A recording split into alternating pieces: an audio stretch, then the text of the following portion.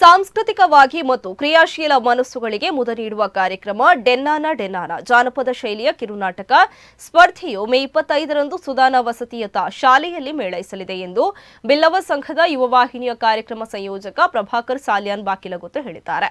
ಇವರು ಪುತ್ತೂರಿನಲ್ಲಿ ಸುದ್ದಿಗೋಷ್ಠಿಯಲ್ಲಿ ಮಾತನಾಡಿ, ಯುವ ವಾಹಿನಿ ಕೇಂದ್ರ ಸಮಿತಿ ಮಂಗಳೂರು ಇದರ ಆಶ್ರಯದಲ್ಲಿ ಯುವ ವಾಹಿನಿ ಪುತ್ತೂರು ಘಟಕದ ಆತಿಥ್ಯದಲ್ಲಿ ಬ್ರಹ್ಮಶ್ರೀ ನಾರಾಯಣ ಗುರುಸ್ವಾಮಿ ಬಿಲ್ಲವ ಸಂಘ ಪುತ್ತೂರು ಇದರ ಸಹಯೋಗದೊಂದಿಗೆ ನಡೆಯಲಿದೆ.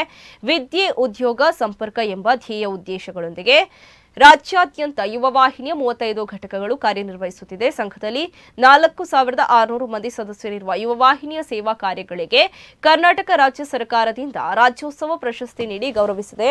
ಪ್ರತಿ ತಂಡಗಳಿಗೆ 20 ನಿಮಿಷಗಳ ಕಾಲಾವಕಾಶವಿದೆ. ಕಾರ್ಯಕ್ರಮದಲ್ಲಿ ವೈವಿಧ್ಯಮಯ ಉಪಹಾರ ಭೋಜನದ ವ್ಯವಸ್ಥೆ ಏರ್ಪಡಿಸಲಾಗಿದೆ ಎಂದರು. ಇನ್ನು ಈ ಸಂದರ್ಭದಲ್ಲಿ ಯುವ ವಾಹಿನಿ ಪುತ್ತೂರು ಘಟಕದ ಅಧ್ಯಕ್ಷ ಅಣ್ಣಿ ಪೂಜಾರಿ, ಕಾರ್ಯಕ್ರಮದ ಕಾರ್ಯದರ್ಶಿ ಶರತ್ ಕೈಪಂಗಳದೋಳ, ಬ್ರಹ್ಮಶ್ರೀ ನಾರಾಯಣ ಗುರುಸ್ವಾಮಿ ಮಂದಿರದ ಕಾರ್ಯನಿರ್ವಹಣಾಧಿಕಾರಿ ಉದಯ್ ಕುಮಾರ್ ಕೋಲಾಡಿ ಉಪಸ್ಥಿತರಿದ್ದರು.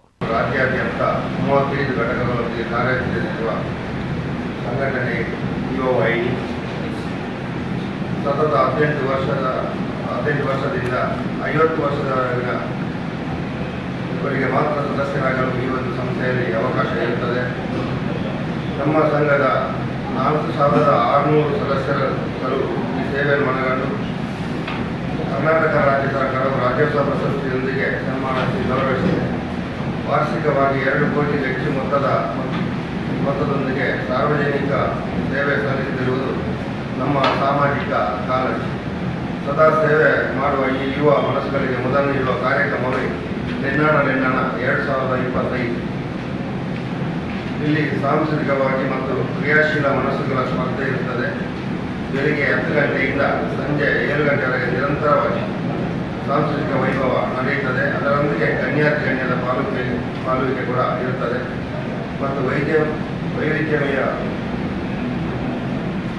ಉಪಹಾರ ಮತ್ತು ಭೋಜನದ ವ್ಯವಸ್ಥೆಯೊಂದಿಗೆ ಅಚ್ಚುಕಟ್ಟಾದ ಶಿಸ್ತಿನ ಕಾರ್ಯಕ್ರಮ ಮಾಡಲು ಯುವ ವಾಹಿನಿ ಕೇಂದ್ರ ಸಮಿತಿ ಆಶ್ರಯದಲ್ಲಿ ಯುವ ವಾಹಿನಿ ರಿಜಿಸ್ಟರ್ಡ್ ಪುತ್ತೂರು ಘಟಕದ ಆತಿಥ್ಯವು ಬ್ರಹ್ಮಶ್ರೀ ನಾರಾಯಣ ಗುರು ಬಿಲ್ಲವ ಸಂಘದ ಗುರುಸ್ವಾಮಿ ಬಿಲ್ಲವ ಸಂಘ ರಿಜಿಸ್ಟರ್ಡ್ ಇದರ ಸಹಯೋಗದೊಂದಿಗೆ ಈ ಕಾರ್ಯಕ್ರಮ ಯಶಸ್ವಿಯಾಗಿ ನಡೆಯಲಿದೆ.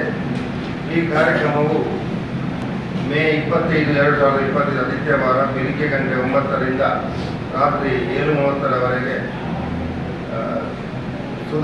ಪುತ್ತೂರಿನ ಸುದಾನ ವಸತಿ ಶಾಲೆ ಮಂಜಾಪಡ್ಪು ಇಲ್ಲಿ ನಡೆಯಲಿದೆ.